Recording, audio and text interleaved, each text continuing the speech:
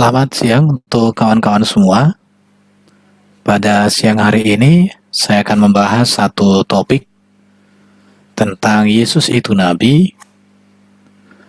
Adapun materi ini saya siapkan untuk menjawab kaum polemikus Muslim dan para mantan Kristen yang seringkali mereka menuduh bahwa Yesus itu sebagai seorang Nabi. Bagaimana respon kita orang Kristen terhadap tuduhan-tuduhan mereka yang demikian?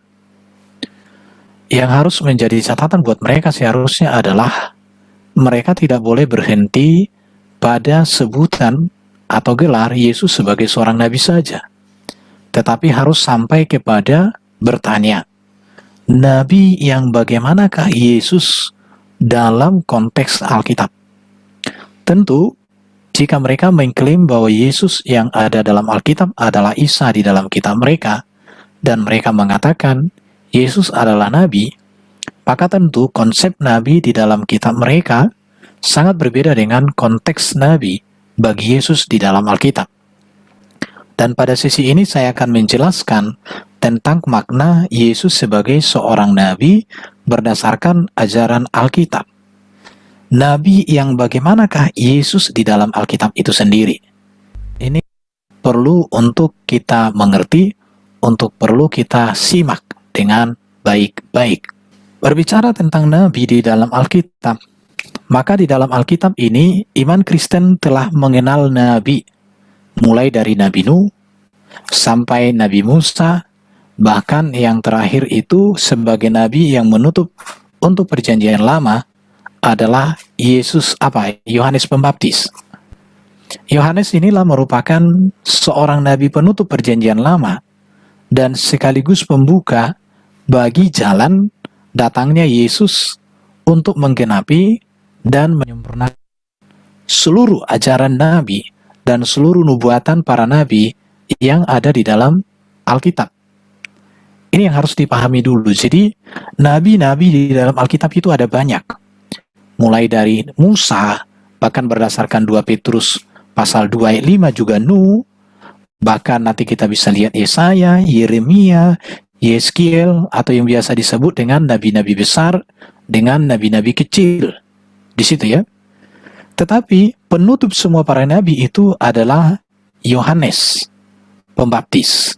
Dan Yohanes Pembaptis ini mempersiapkan jalan bagi datangnya Yesus Kristus. Di situ. Jadi bagaimanakah posisi Yesus sebagai seorang nabi di dalam Alkitab? Ini perlu untuk dipahami, untuk dimengerti oleh setiap kita. Di situ ya. Pengertian nabi di dalam Alkitab, yang pertama kita melihat bahwa pengertian nabi di dalam iman Kristen adalah bahwa nabi itu adalah seorang manusia yang memperoleh wahyu dari Tuhan tentang misi Tuhan bagi manusia dan dunia. Di situ ya. Jadi apa yang menjadi misi Tuhan, kehendak Tuhan bagi dunia, itu disampaikan melalui para nabi. Dan itulah yang dimaksud dengan nabi di dalam Alkitab. Yang kedua, pengertian nabi adalah pemimpin umat yang dipanggil Allah untuk memperingatkan agar tidak menyimpang dari perintah-perintah Allah. Jadi dia memimpin umat untuk memperingatkan umat manusia supaya manusia tidak menyimpang dari perintah-perintah Allah. Yang ketiga adalah bahwa Nabi adalah seorang yang meramalkan apa yang akan terjadi pada masa yang akan datang atau jauh ke depan. Jadi kalau di dalam Alkitab, mereka ada nubuatan-nubuatan yang diberikan oleh Tuhan tentang apa yang akan terjadi pada peristiwa ke depan, bahkan jauh ke depan. Yang keempat, seorang yang diberikan Allah kuasa untuk mengadakan mukjizat atau tanda-tanda heran. Pertanyaannya adalah, apakah Yesus Kristus memenuhi 4 pengertian atau kriteria seorang nabi yang dimaksud? Bahwa dia memperoleh wahyu dari Tuhan. Ia memimpin umat, memperingatkan umat supaya tidak menyimpang dari kebenaran. Bahkan dia memberitahukan hal-hal yang akan datang. Dan dia juga diberikan kuasa untuk mengadakan mukjizat dan tanda-tanda heran. Apakah Yesus memenuhi kriteria ini? Yang mau saya katakan, yang pertama kita lihat. Saya mau katakan bahwa Yesus sempurna untuk kriteria. Mengapa? Berdasarkan pengertian, 4 pengertian tadi, yang pertama, seorang manusia yang memperoleh wahyu dari Tuhan tentang misinya. Maka saya katakan Yesus sempurna untuk kriteria seorang nabi. Selain dia manusia sempurna, ia juga manusia tidak berdosa. Dan bukti bahwa Yesus menerima wahyu dari Bapa di surga untuk melakukan misi Bapa di surga, ini tertera di dalam pernyataan Yesus di dalam Yohanes 7 ayat 16, di mana Yesus mengajarkan bahwa pesan ajaran yang disampaikannya adalah dari surga. Sebagaimana dikatakan Yesus, ajaranku tidak berasal dari diriku sendiri, tetapi dari Dia yang telah mengutus aku.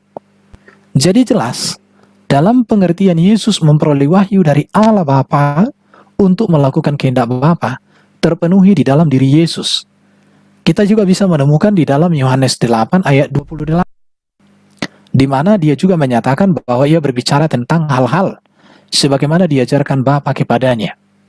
Jadi benar-benar bahwa apa yang diajarkan Yesus, apa yang disuarakan oleh Yesus semasa pelayanannya di tengah-tengah dunia, semuanya adalah pemberian atau semua adalah kehendak Bapa di surga. Maka dikatakan Yesus juga dalam Yohanes 17 ayat 8, sebab segala firman yang engkau sampaikan kepadaku, telah kusampaikan kepada mereka, dan mereka telah menerimanya. Mereka tahu benar-benar bahwa aku datang daripadamu, dan mereka percaya bahwa engkaulah yang telah mengutus aku. Jadi benar sekali bahwa Yesus menyampaikan kehendak Bapa, meneladankan atau menyuarakan kehendak Bapa itu dengan sempurna, dengan taat sempurna. Itu menunjukkan bahwa Yesus memenuhi kriteria sempurna sebagai seorang nabi yang memperoleh wahyu tentang misi Bapa, misi Allah bagi dunia. Jadi Yesus jelas memenuhi peran nabi, sebagaimana dia adalah juru bicara Allah, bahwa Allah sendiri mengakui dengan sebuah deklarasi bahwa Allah berkenan kepada Yesus sebagai anak yang dikasihi, yang tentu melampaui seorang nabi. Jadi di dalam iman Kristen terlihat dengan jelas tentang posisi Yesus sebagai seorang nabi ini adalah iya dan benar. Dan boleh dikatakan kenabian Yesus adalah kenabian yang sempurna dan meneladankan kesempurnaan itu. Yang kedua, bahwa Yesus sempurna untuk kriteria seorang nabi itu, di mana dalam pengertian tadi yang saya sampaikan di awal, pemimpin umat yang dipanggil Allah untuk memperingatkan agar umat manusia tidak menyimpang dari perintah-perintah Allah. Kalau kita berbicara tentang bagaimana Yesus memperingatkan supaya manusia tidak menyimpang dari perintah-perintah Allah, maka saya mau mengatakan kepada kita semua bahwa Yesus itu memiliki ajaran yang sempurna untuk hal etika dan moral. Dan di dalam hemat saya, sampai saat ini dan selamanya, tidak ada ajaran yang bisa dibandingkan atau disandingkan dengan Yesus. Ini yang harus dipastikan. Tidak ada ajaran etika dan moral yang bisa dibandingkan, disandingkan dengan apa yang diajarkan Yesus. Ini menunjukkan bahwa Yesus benar-benar menjalankan tugas dan fungsi sebagai seorang nabi, yaitu dipanggil Allah, diutus Allah, diperintahkan oleh Allah, supaya dia meneladankan etika dan moral dan mengajarkan etika dan moral, sehingga manusia memiliki etika dan moral yang sempurna dan tidak menyimpang dari ketentuan-ketentuan Allah. Kalau kita melihat di dalam Alkitab, secara khusus dalam Matius pasal 5 sampai pasal 7, yang dikenal sebagai khotbah Yesus di bukit, ini merupakan sebuah catatan secara terangkum tentang ajaran etika dan moral yang sempurna dari Yesus. Yesus memberikan garis baru, warna yang baru, warna yang sempurna, kudus, dan mulia tentang etika dan moral. Dan ini bentuk dari kesempurnaan, di mana Yesus menyempurnakan seluruh ajaran kitab Taurat dan kitab para nabi. Tetapi apa yang tertulis dalam Matius pasal 5 pasal 7 ini tidak mengesampingkan tentang catatan seluruh para rasul akan agungnya ajaran Yesus yang tertulis di dalam kitab Injil, di mana itu merupakan ajaran-ajaran yang luar biasa dan mengagumkan. Jadi kalau orang mengatakan Yesus itu sebagai seorang nabi, Yesus benar, dialah nabi yang sempurna dalam ajaran etika dan moral, bukan hanya di dalam ajaran, tetapi juga meneladankan ajaran, juga menghidupkan ajaran itu untuk dilihat, disaksikan semua orang. Jadi kita tidak keberatan kalau orang mengatakan Yesus sebagai seorang nabi, karena memang Yesus memiliki beberapa jabatan. Salah satu dari sekian banyak jabatan itu adalah nabi. Pengertian yang ketiga tentang seorang nabi dikatakan bahwa seorang yang meramalkan apa yang akan terjadi pada masa yang jauh ke depan. Untuk hal ini, Yesus sempurna memenuhi kriteria tentang meramalkan atau memberitahukan atau menubuatkan apa yang terjadi di masa yang jauh ke depan. Kita melihat di dalam Matius pasal 6 ayat 21, Yesus menubuatkan masa depan ketika dia mengatakan kepada murid-muridnya bahwa ia harus pergi ke Yerusalem dan menanggung banyak penderitaan dari pihak tua-tua imam di Taurat, lalu dibunuh dan dibangkitkan pada hari yang ketiga. Apa yang dinubuatkan Yesus pada masa pelayanannya ini tergenapi di dalam kehidupan Yesus sendiri, dan hal ini dicatat di dalam keempat kitab Injil, Matius, Markus, Lukas, dan Yohanes, bahwa nubuat Yesus tentang kematiannya, siapa orang-orang yang terlibat atau ambil bagian atau ikut di dalam cerita kisah tentang kematiannya itu tergenapi, yaitu tua-tua, imam kepala, ahli-ahli Taurat. Mereka lah yang membuat Yesus mengalami penderitaan di situ. Dan itu semua terjadi atas sepengetahuan dan kehendak Tuhan.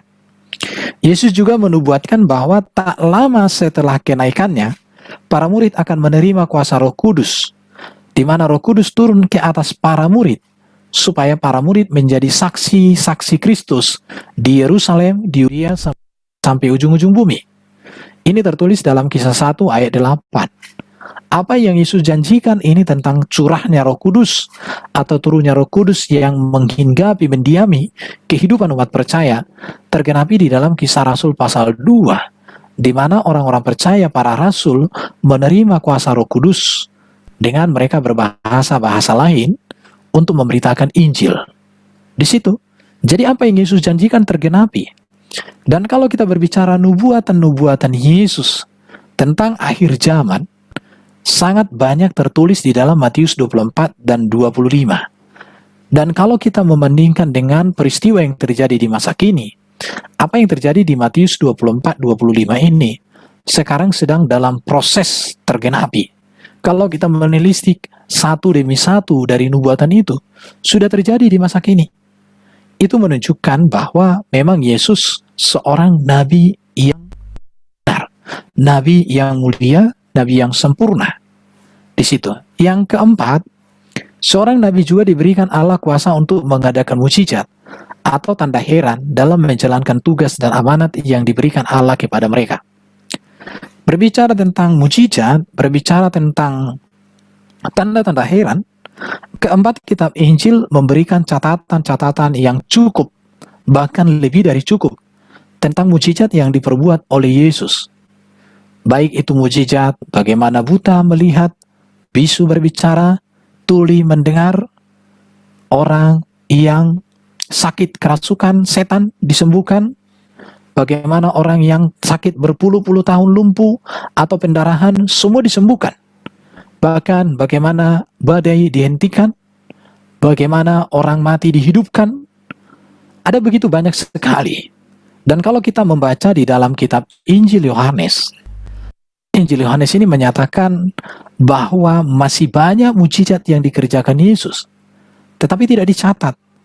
Tetapi apa yang tercatat di dalam 4 kitab Injil ini lebih dari cukup untuk menegaskan bahwa Yesus itu memiliki kuasa untuk mengadakan mukjizat dan tanda-tanda heran, dan sekaligus mengkonfirmasi tentang kenabiannya, mengkonfirmasi tentang ketuhanan, kepenguasaannya, mengkonfirmasi tentang keutamaannya, bahwa dia berkuasa di bumi, di surga, dan dia juru selamat.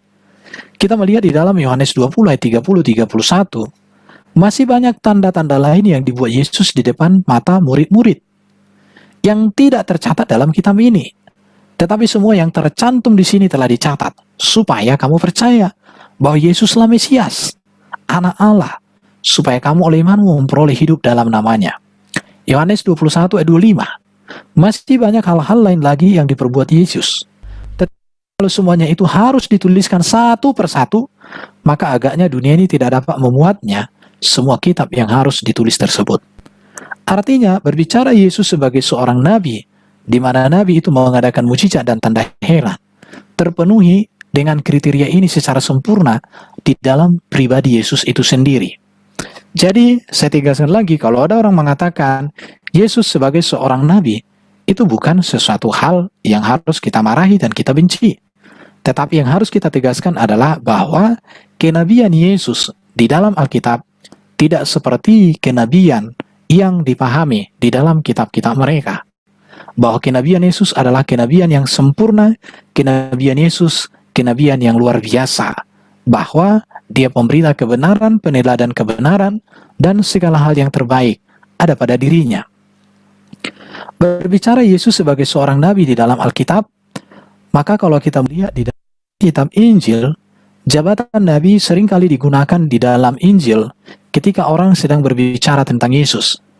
Ada beberapa ayat di dalam Alkitab, tetapi di sini saya kutipkan dari 4 kitab Injil satu-satu ayat.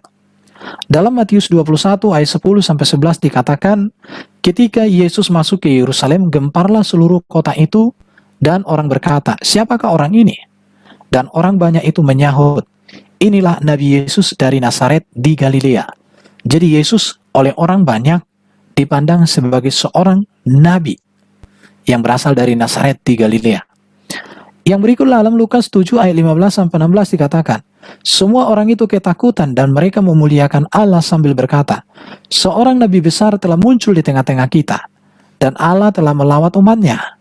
Maka tersiarlah kabar tentang Yesus di seluruh Yudea dan di seluruh daerah sekitarnya. Jadi orang Yesus dikatakan seorang nabi besar muncul di tengah-tengah kita. Artinya orang banyak mengakui tentang kenabian Yesus pada saat itu. Bahkan dikatakan sebagai seorang nabi yang besar. Dalam Yohanes 4 ayat 19, kata perempuan itu kepadanya, Tuhan, nyatalah padaku sekarang bahwa engkau seorang nabi. Jadi pengakuan tentang Yesus sebagai seorang nabi tertulis di dalam 4 kitab Injil. Markus 6 ayat 4. Maka Yesus berkata kepada mereka, seorang nabi dihormati di mana-mana kecuali di tempat asalnya sendiri, di antara kaum keluarganya dan di rumahnya. Yesus mengakui dirinya sebagai seorang nabi berdasarkan ayat ini. Jadi Yesus sebagai seorang nabi itu merupakan sebuah pengakuan yang jelas dan tegas di dalam Alkitab. Tetapi Yesus tidak boleh diposisikan hanya sebagai seorang nabi saja. Karena di antara begitu banyak gelar-gelar Yesus, satu nabi merupakan salah satu dari sekian gelar. Karena di Alkitab Yesus disebut juga sebagai raja. Tetapi di dalam Alkitab juga ditegaskan bahwa Yesus nabi yang lebih besar dari semua nabi. Yohanes memang penutup para nabi dan dikatakan dia seorang yang sangat besar, nabi yang sangat besar. Tetapi Yesus lebih besar daripadanya. Dalam Matius 11 ayat 7-11 dikatakan, Yesus berbicara kepada orang banyak itu tentang Yohanes. Untuk apakah kamu pergi ke padang gurun, melihat bulu yang digoyahkan angin kian kemari? Untuk apakah kamu pergi melihat orang yang berpakaian halus? Orang yang berpakaian halus itu tempatnya di istana. Jadi untuk apakah kamu pergi melihat nabi? Benar. Dan aku berkata kepadamu bahkan lebih daripada nabi. Karena tentang dia ada tertulis, lihat aku menyuruh utusanku mendahului engkau. Ia akan mempersiapkan jalanmu di hadapanmu. Aku berkata kepadamu, sesungguhnya di antara mereka yang dilahirkan oleh perempuan, tidak pernah tampil seorang yang besar daripada Yohanes Pembaptis. Namun, yang terkecil dalam kerajaan surga, lebih besar daripadanya. Jadi, Yesus lebih besar daripada Yohanes Pembaptis. Padahal Yohanes Pembaptis adalah seorang nabi yang sangat besar. Oleh karena itu, Yesus nabi yang lebih besar dari semua para nabi. Yesus menggenapi dan menyempurnakan seluruh kenabian di dalam kitab PL. Berbicara tentang kenabian Yesus juga telah dinubuatkan di dalam kitab Perjanjian Lama, di mana dikatakan bahwa Allah sudah memberitahukan kepada Musa, suatu hari kelak Allah akan mengutus seorang nabi kepada Israel, di mana dikatakan, aku akan menaruh firmanku dalam mulutnya, dan ia mengatakan kepada mereka segala yang kuperintahkan kepadanya. Ulangan 18 ayat 18. Siapakah yang memiliki firman Allah di dalam dirinya dan menyatakan segala perintah Allah secara sempurna untuk dilakukan? Ini menunjuk kepada Yesus. Dan tergenapi di dalam Kisah Rasul 3:22, pasal 7:37, bahwa Yesus juga adalah nabi yang menggenapi nubuatan tersebut. Yesus menggenapi semua persyaratan nabi sesuai jabatan, perkataan, dan perbuatan. Jadi dari segi jabatannya, Yesus memenuhi. Dari segi pengajaran perkataannya, dari segi perbuatannya, Yesus memenuhi unsur atau kriteria sebagai seorang nabi. Oleh karena itu, Yesus adalah nabi agung, sebagaimana ia juga merupakan firman Allah sendiri. Yohanes 1 ayat 1 sampai 3 dan ayat 14. Baru Yohanes juga menggenapi dan menyempurnakan seluruh kenabian dalam seluruh kitab Taurat. Sebagaimana dikatakan Yesus sendiri dalam Matius 5:17, janganlah kamu menyangka bahwa aku datang untuk meniadakan hukum Taurat atau kitab para nabi. Aku datang bukan untuk meniadakannya, melainkan untuk menggenapinya. Jadi Yesus menyempurnakan, menggenapi seluruh kenabian yang ada dalam kitab Perjanjian Lama. Sebagai penutup, saya mau sampaikan, Yesus diakui di dalam Alkitab dan gereja memiliki jabatan dan tugas sebagai seorang nabi. Namun, kenabian Yesus unggul atas semua para nabi, sebab Yesus menggenapi dan menyempurnakan ajaran para nabi tersebut. Kesempurnaan kenabian Yesus itu terletak pada beberapa hal. Yang pertama, bahwa Yesus adalah nabi yang datang dari surga, sebab dia keluar dan datang dari Bapa. Dia adalah firman Bapa itu sendiri yang hadir menjadi manusia di tengah-tengah dunia ini. Jadi kenabian Yesus itu keunggulan dan keutamaannya dibanding para nabi adalah karena dia memang seorang nabi yang datang dari surga. Yang berikut, ia nabi yang sempurna sebab ia tidak berdosa dan ia berkuasa mengampuni dosa. Dan Yesus satu-satunya nabi yang tidak berdosa. Dan Yesus satu-satunya nabi yang berkuasa untuk mengampuni dosa. Ini yang harus dicatat. Yesus nabi yang memberikan pengajaran etika dan moral dengan cara yang ajaran moral dan etika yang sempurna. Bahkan Yesus bukan hanya mengajarkan, tetapi Yesus menjadi teladan, menjadi roh dari ajaran etika dan moral yang sempurna itu. Yesus juga menjadi seorang nabi yang mengadakan mukjizat. Bahkan dia memberikan janji tentang kedatangannya di akhir zaman, di mana janji kedatangan Yesus ini menjadi pusat pengharapan Kristen, murid-muridnya sepanjang masa. Jadi, kekristenan mengakui salah satu jabatan Yesus adalah sebagai seorang nabi. Tetapi kenabian Yesus di dalam Alkitab tidak seperti kenabian yang dipahami oleh kaum polemikus, sebagaimana tertulis di dalam akidah atau di dalam ajaran, di dalam kitab-kitab mereka. Tetapi berdasarkan daripada Alkitab Perjanjian Baru tentang kenabian Yesus, itu benar terang benderang bahwa Yesus adalah nabi yang sempurna, satu-satunya nabi yang datang dan keluar dari Bapa, satu-satunya nabi yang lahir dari wanita perawan, satu-satunya nabi yang kudus dan sempurna semasa hidup dalam pelayanan, satu-satunya nabi yang memiliki pengajaran etika dan moral sempurna dan mengajarkan serta meneladankan hal itu. Yesus satu-satunya nabi yang mati, bangkit, dan naik ke surga, dan dia datang di akhir zaman menjadi hakim yang adil, dan dia adalah Raja Tuhan di atas segala Tuhan, Raja di atas segala Raja. Jadi salah satu dari sekian banyak gelar Yesus, dia memiliki gelar sebagai seorang nabi. Kenabian Yesus di dalam Alkitab berbeda sekali dengan kenabian Yesus di dalam pemahaman kaum polemikus yang tak bertanggung jawab. Jadi kalau dikatakan Yesus itu sebagai seorang nabi, maka saya mau negaskan iman Kristen setuju. Tetapi kekristenan tidak hanya berhenti kepada makna kata nabi, tetapi masuk kepada nabi yang bagaimanakah ini. Nabi yang bagaimanakah Yesus ini, inilah yang membuat kenabian Yesus menjadi lebih utama dari semua para nabi. Kenabian Yesus menjadi utama dari semua para nabi. Jadi Kristen mengakui salah satu jabatan kenabian Yesus. jabatan Yesus, yaitu Nabi. Tetapi tidak berhenti hanya kepada kata Yesus itu Nabi, tetapi masuk kepada bagaimana Nabi yang bagaimanakah Yesus itu. Kiranya informasi yang saya sampaikan ini boleh menjadi sebuah berkat atau informasi baru buat kawan-kawan semua, dan hal ini membangun kita untuk bertumbuh, semakin mengasihi, dan semakin kita bergantung, berpadanan dengan Tuhan. Saya mengakhiri sampai di sini dulu untuk materi kita hari ini. Kiranya damai dari surga menuntun dan menyertai kita selama-lamanya. Saya mengucapkan Shalom, Tuhan Yesus memberkati kita semuanya.